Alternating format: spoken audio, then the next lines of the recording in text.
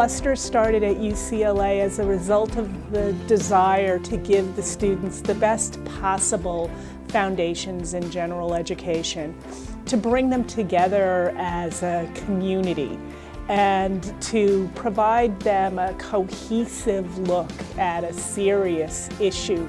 I'd say the biggest thing that makes this cluster different from other classes that I've taught at UCLA is the length of time. It was a one-year-long course as opposed to just a quarter-long course. We build a community around freshmen. It's a learning community that they can take with them throughout their 4 years of college and even beyond.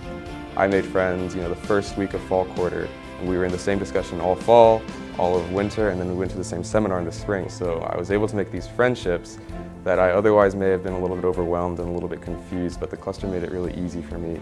I love the idea that I walk into that room at the end of September and this is the first day of college for most of these kids. Because you're in a learning community, you've got peers you can rely upon and teaching assistants that you can rely upon. The cluster program helped me transition from high school to college because it gave a sense of routine that I wasn't getting necessarily from taking different courses every quarter. I learned how to study from that course. I learned how to transition from my high school writing style to my college writing style.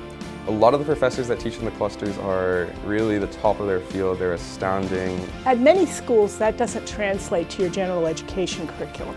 At UCLA, via the cluster program, you're going to be exposed to the best thinkers in areas beyond your major.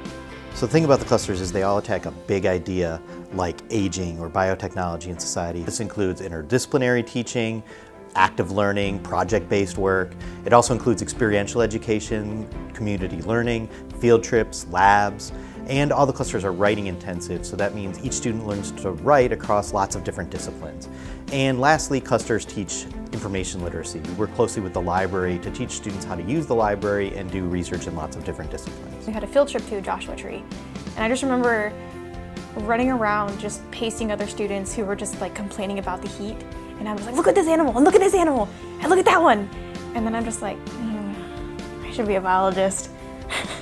So I am a biologist. I wanted to make sure that I really did want to study political science and I did want to study history. It did kind of prove to me that yes, this is what I want to study.